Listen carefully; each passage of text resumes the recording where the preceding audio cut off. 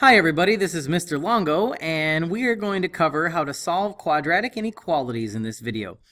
Now, in this video, I'm going to cover two different ways to do it. There are 4 examples. I'm going to do 2, and you'll see that they're the same equation. I'm just going to show you 2 different ways to do it, and then you'll have the opportunity to try 1 on your own, or 2 on your own, each using a different method, and we're going to see how we do. Now, the point of this video is to show you how to do it. We're not going to talk about how you use your calculator to get these, because the point of this video is to use it to do graphing and algebraically by factoring. You should already have those skills, so if you don't know how to use your graphing calculator, you need to go back and watch the video on how you use a graphing calculator to find x-intercepts.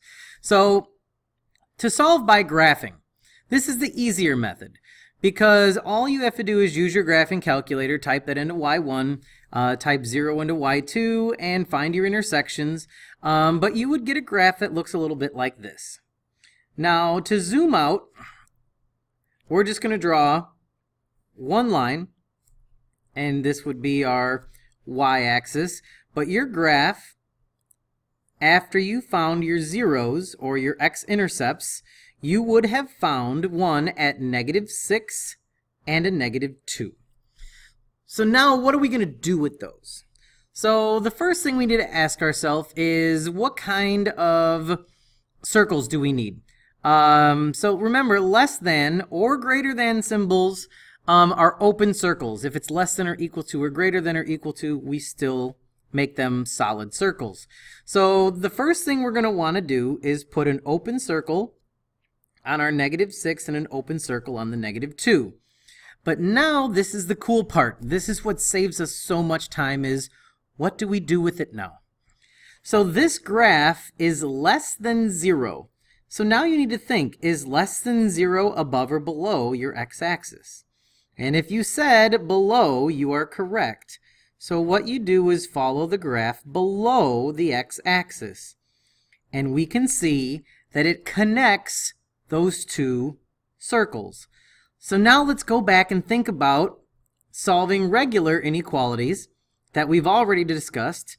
That would be from -6 to -2, and we would have an open circle above, and we can remember that that is an AND statement.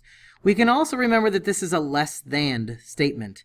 So what we just did was solve this, and we would just have to write the inequality, -6 is less than x, which is less than a -2. And we're done. We just did that using the graphing calculator. So that's the fast way to do it. To show you how cool that was, I'm now going to step you through how you would do it algebraically. To do this algebraically, the first thing you would have to do is factor. So what multiplies to 12 but adds to 8? That's the easy part. We just have x plus 2 and x plus 6. And that's less than 0. And just like the calculator gave us a -6 and a -2 for our x-intercepts, when we solve, we also have x is equal to a -2 and a -6. But since this is less than 0, we have to do some tests.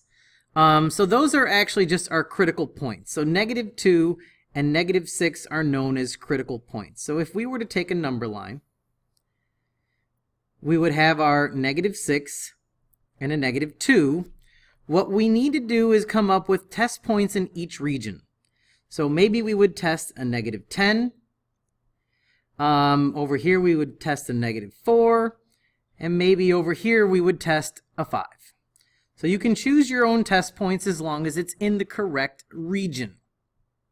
And then all you have to do is substitute it in to either your original equation or your factored equation, and they'll both work.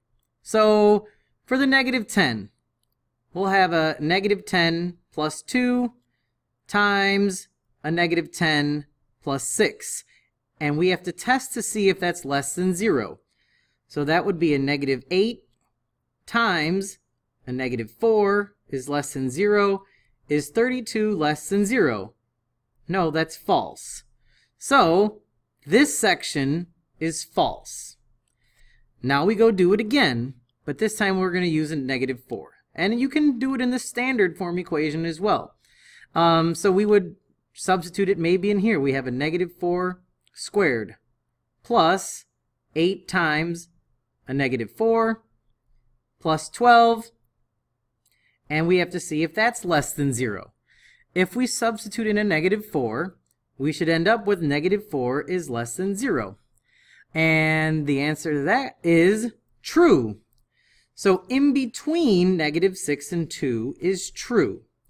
Now, to save time and spoil all of your fun, I will tell you that if we substitute 5 into this, we're also going to another false statement. So to the right of a negative 2 is false. So just like what we did over here, we're going to just graph the true part. So we know it's a true statement between negative 6 and a negative 2. So that would be like an open circle above your negative 6 and an open circle above your negative 2. And this is an AND statement. So our answer would be negative 6 is less than x, which is less than negative 2. So I just showed you two different ways to do the same problem. Again, I showed you graphing first because that's the really quick and easy way to do it. On a quiz or a test, if you're told to do it a certain way, you must. But remember, in this example, we just had to look at the graph after we found our x-intercepts, which we should already know how to do by now, and look below. If this said greater, then we would look above the graph. So if this was greater than 0, they would be pointing in opposite directions, which would be an OR statement. Again, we can go back and look at this less than. We've talked before with linear inequalities that less than would be an AND statement, which again takes you to this. Okay? So, now that we've gone through both methods step by step, I would like you to take a few minutes and try this one both ways. It's the same equation for both examples, just like the one above. I just want you to practice each method so you can make sure you're getting the same answer for both. If you get the same answer for both, there's a pretty good chance you did it correctly. So I want you to pause the video. I'm going to tell you, when you click play, the answers are already going to be worked out. And we're just going to talk about them so we don't spend another 7 minutes doing the same thing that we just did. Okay, so pause the video, give it a try. As soon as you're ready, click play, and the answers will be revealed to you. Alright guys, if you got x is less than or equal to a negative 2 or x is greater than or equal to 4, you are correct, and you should have the same answer for both of them. Now, your test points might look a little different than mine, but what the key to success is are you substituting it in correctly? So for number 3, we were supposed to use the graphing method, and if you typed x squared minus 2x minus 8 into y1 in your graphing calculator and 0 into y2 and found both of your x-intercepts, also known as your zeros, you would end up with a negative 2 and a 4. So again, we plot those as the critical points and also sketch our graph. But the graphing method says we look at this, and this is when the graph is greater than or equal to 0, which we know means above the x-axis. So notice I shaded the graph that is above the x-axis.